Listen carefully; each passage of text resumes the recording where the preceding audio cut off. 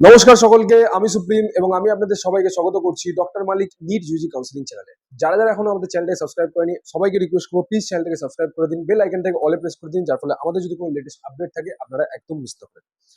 Official notice চলে এসেছে NTA এর তরফ থেকে কি তোমাদের নিট তোমাদের আবার কন্ডাক্ট করানো হবে, দ্যাট ইজ রিনিট তোমাদের কন্ডাক্ট করানো হবে এবং তার এক্সপেক্টেড ডেট কি আছে সেটার ব্যাপারে কিন্তু আমরা কথা বলতে চলেছি। কারণ কি অনেক বাচ্চারা এবং গার্জেনরা আমাকে কন্টিনিউয়াসলি জিজ্ঞেস করছিল যে স্যার 2026-এর রিনিটের এক্সপেক্টেড ডেট কি হতে পারে, তাহলে সেই অনুযায়ী আমরা আমাদের পড়াশোনাটাকে আবার স্টার্ট করব। তার আগে বলে রাখি, যারা যেমন ভাবে পড়াশোনা করছিলে পড়াশোনা তোমাদের কন্টিনিউ করো, ঠিক আছে। আমি জানি যারা 450-এর উপরে স্কোর করেছিল তারা ভাবছে যে আমাদের জন্য খুবই খারাপ হলো, বাট অ্যাট দিস মোমেন্ট যেটা হয়ে গেছে দ্যাট ইজ পাস্ট। তোমাদেরকে আবার নিজেদেরকে কাম ব্যাক করতে হবে, আবার তোমাদেরকে ফাইট ব্যাক করতে হবে। একটা জিনিস মনে রাখো, থিঙ্কিংটাকে পজিটিভ রাখো, সারাউন্ডিংটাকে পজিটিভ রাখো। যারা 650-র ওপরে স্কোর করেছিলে তারা এবার ট্রাই করো যে যাতে আমি এইমস টপ এইমস আমি পৌঁছে যেতে পারি। যারা 600 থেকে 650-র মধ্যে স্কোর করেছিলে এবং ভাবছিলে কনফিউজ ছিলে যে গভর্নমেন্ট কলেজ পাবো কি না পাবো, তারা মেডিকেল কলেজ কলকাতার মতন যে টপ টপ কলেজগুলো আছে, দ্যাট ইজ কলকাতার যে কটা গভর্নমেন্ট কলেজ আছে সেগুলোতে টার্গেট করো। যারা যারা 600 নিচে ছিলে তাদের জন্য তো এটা একটা ম্যাসিভ অপরচুনিটি, তোমাদের বাউন্স ব্যাক করা, তোমাদেরকে নিজেদেরকে প্রুফ করা। তো এনভায়রনমেন্টটাকে পজিটিভ রাখো, মেন্টালিটিটাকে পজিটিভ রাখো, থিঙ্কিংটাকে তোমরা এবং মাইন্ডসেটটাকে তোমরা পজিটিভ রাখো। ওকে, তো 2025-এর যে সিনারিওটা ওটা আমরা 2015-এর সাথে আমরা কোরিলেট করতে পারি। কারণ কি 2015-তেও কিন্তু এরকম একটা ইনসিডেন্স হয়েছিল যেখানে কিন্তু পেপার লিক হয়েছিল, যার জন্য এক্সামিনেশন দুটো ফেজে কন্ডাক্ট করানো হয়েছিল, ফেজ 1 এবং ফেজ 2। ফেজ 1-এর যে পেপার হয়েছিল তার ডিফিকাল্টি লেভেল কি ছিল, ফেজ 2-এ যে এক্সাম কন্ডাক্ট করানো হয়েছিল তার ডিফিকাল্টি লেভেল কি ছিল, সেটার ব্যাপারে আমি ডিসকাস করব এবং এই বছরের দ্যাট ইজ রিনিটের এক্সপেক্টেড ডেট কি আছে সেটার ব্যাপারে ডিসকাস করবো। ওকে, তো ওয়ান বাই ওয়ান আমরা ডিসকাস করি। নাম্বার ওয়ান, 2015-তে আমাদের এআইপিএমটি বলে এক্সাম ছিল, that is all India pre medical test, যেখানে কিন্তু দেখো which was reconducted after original examination was cancel due to paper leak. ঠিক আছে, পেপার লিকের জন্য কিন্তু এটা ক্যান্সেল করে দেওয়া হয়েছিল। আচ্ছা, এআইপিএমটি ফেজ 1 যেটা তোমাদের হয়েছিল মে 3, 2015, তো আগের 2015-তেও কিন্তু 3rd মেতেই কন্ডাক্ট করানো হয়েছিল এবং 2026-এও কিন্তু 3rd মে, তো এটা দেখতে পাচ্ছ সেম ডেট কোইন্সিডেন্স। ঠিক আছে, আর এই বছরও কিন্তু রিশিডিউল করা হচ্ছে, এই বছরও রিনিট হচ্ছে। তো 2015-তে যেটা হয়েছিল জুলাই 25, 2015। আচ্ছা, এখানে ডেটটা অনেকটাই পরে তোমরা দেখতে পারবে, তার রিজন হচ্ছে এই কেসটা কিন্তু কোর্টে চলছিল, সুপ্রিম কোর্ট অর্ডার দিয়েছিল, তার 40-45 দিন পরে কিন্তু এক্সামিনেশন হয়েছিল। বাট আমাদের ক্ষেত্রে এই বছরে কি হয়েছে, এনটিএ পুরোপুরি আজকে এসে ক্ল্যারিফাই করে দিয়েছে। তো এই ক্ষেত্রে যদি আমি কথা বলি, পরের মাসে 1 মাস মোটামুটি তোমাদেরকে টাইম দেওয়া হবে।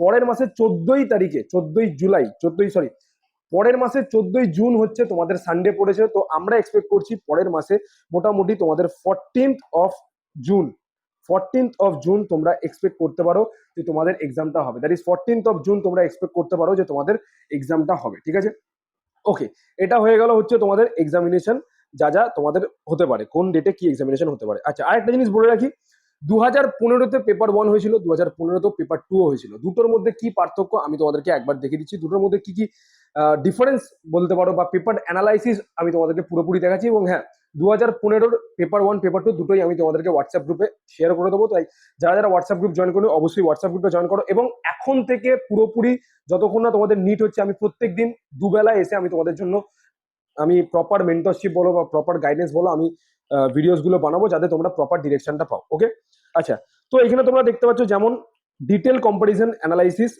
এআইপিএমটি 2015 3rd মে ভার্সেস এআইপিএমটি 2015 25 জুলাই রিটেস্ট। ঠিক আছে, তো যেমন কি তোমরা এখানে দেখতে পাচ্ছ আমি এখানে ওভারঅল কম্পারিজন করেছি। ওভারঅল কম্পারিজনে যেমন কি তোমরা দেখতে পাচ্ছ যে ডিফিকাল্টি যদি কথা বলি, পেপার 1 যেটা ছিল, ঠিক আছে, পেপার 1 এর যদি কথা বলি, দেখো মডারেট টু টাফ ছিল এবং আমাদের বলা হয় যে 2015-র যে পেপারটা ছিল ওয়ান অফ দ্য টাফেস্ট পরীক্ষা ছিল। ঠিক আছে, টাফেস্ট পেপার ছিল।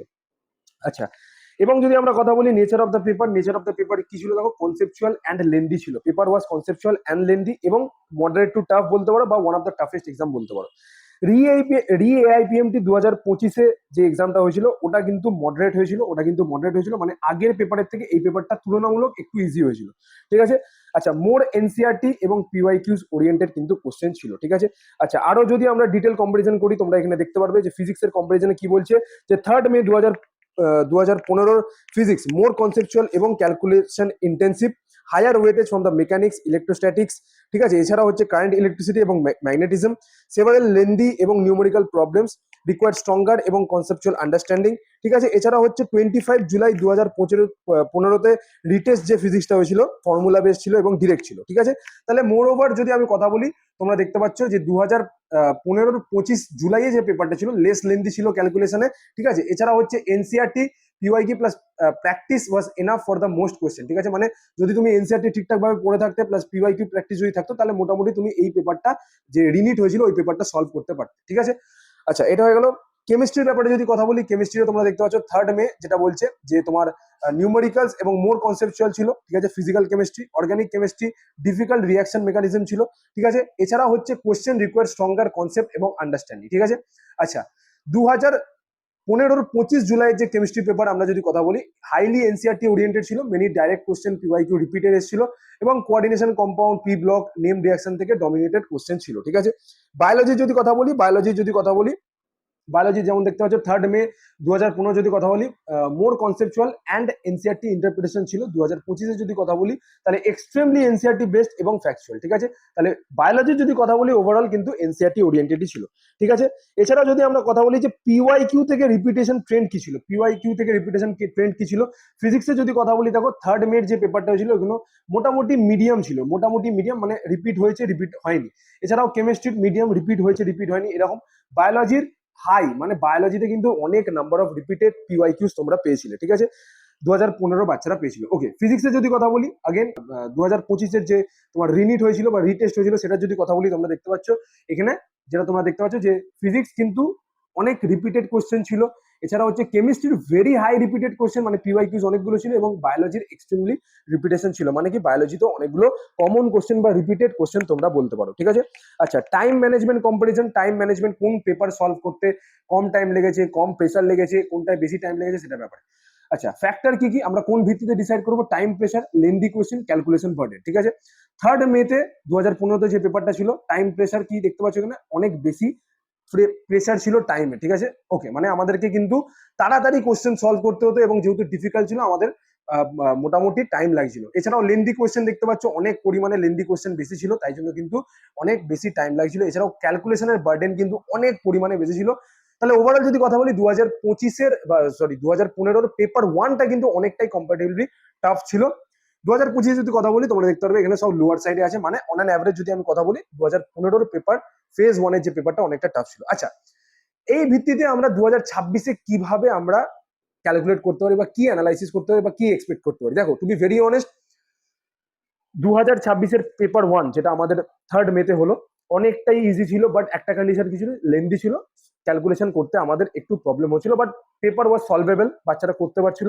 বাট যদি কথা বলি এবার তোমাদের আমি 2026-এর রিনিট পেপার 2 বা ফেজ 2 এর ব্যাপারে, তাহলে কিন্তু তোমরা সবাই বলছি মেন্টালি প্রিপারেশন নাও, কারণ কি 2025-এর মতন কিন্তু আমরা পেপার দেখতে পারি, এবং যদি পেপার ওরকম ডিফিকাল্ট বানায় তাহলে কিন্তু আমি বলবো যে আমি শক হব না, এবং তোমরাও যাতে না শক হও তার সেরকম ভাবেই তোমরা মেন্টালি প্রিপারেশন নাও এবং সেই অনুযায়ী কিন্তু তোমরা পড়াশোনা করো। আচ্ছা, এইগুলো হয়ে গেল, সবকিছু আমরা ডিসকাস করলাম। এবার এখন বাচ্চারা কিভাবে প্রিপারেশন নেবে, ফর এক্সাম্পল যেই বাচ্চাদের পড়াশোনা পুরোপুরি কমপ্লিট, সিলেবাস কমপ্লিট ছিল, তাদের শুধুমাত্র আমি ডিরেক্ট বলবো, স্যার থিওরি পড়বো নাকি মক টেস্টে জাম্প করবো। এখন তোমাদের একটাই কাজ, এই 6-7 ঘন্টার মধ্যে, মানে আজকে বা কালকে ইভিনিং এর মধ্যে তুমি পুরোপুরি একবার থিওরিটা রিভাইজ করে নাও, যা যা তুমি নোটস বানিয়েছিলে সেগুলো রিভাইজ করো, এবং তুরন্ত কাল থেকেই পুরো পার ডে একটা করে মক টেস্ট দেওয়া স্টার্ট করে দাও এবং মিস্টেক বুক সাথে রেডি করতে স্টার্ট করে দাও।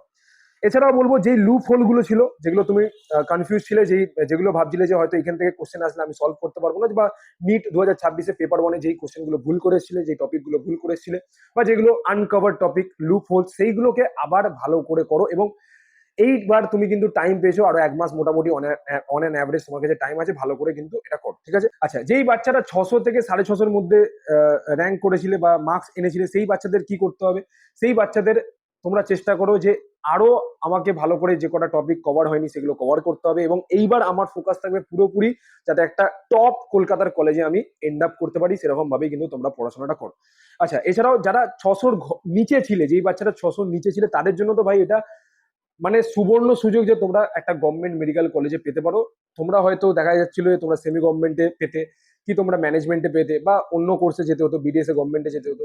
তো তোমাদের জন্য তো এটা ভাই একটা মানে সুবর্ণ সুযোগ, ঠিক আছে? তো ভালো করে এই টাইমটাকে ইউটিলাইজ করো, এবং কাল থেকে আমি তোমাদেরকে স্ট্র্যাটেজি বানিয়ে বলবো যে কোন টপিক থেকে পড়তে হবে, কিভাবে পড়তে হবে, না পড়তে হবে, তোমাদেরকে কমপ্লিট আমি ডিটেলস দেবো, ঠিক আছে? তাই চ্যানেলটাকে সাবস্ক্রাইব করবে, হোয়াটসঅ্যাপ গ্রুপ জয়েন করুন, হোয়াটসঅ্যাপ গ্রুপ জয়েন করো, কারণ কি আমি ওইখানে 2015 কমপ্লিট যে এই যে কম্পারিজন যে পিডিএফটা আছে ওটা আমি শেয়ার করে দেবো। এছাড়াও কিছু কিছু important questions, important topics, important suggestion, এছাড়াও আমাদের একটা মেন্টরশিপ প্রোগ্রাম হবে, সেগুলো আমি তোমাদেরকে সবকিছু আপডেট দেবো। তাই হোয়াটসঅ্যাপ গ্রুপে জয়েন করবে।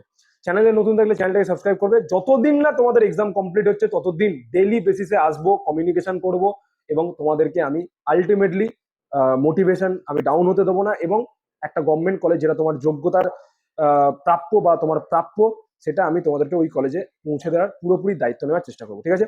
বাকি পড়াশোনা করো, মোটিভেটেড থাকো, দেখা হচ্ছে তোমার সাথে নেক্সট ভিডিওতে। খেলা, টেক কেয়ার, জয় হিন্দ, জয় ভারত।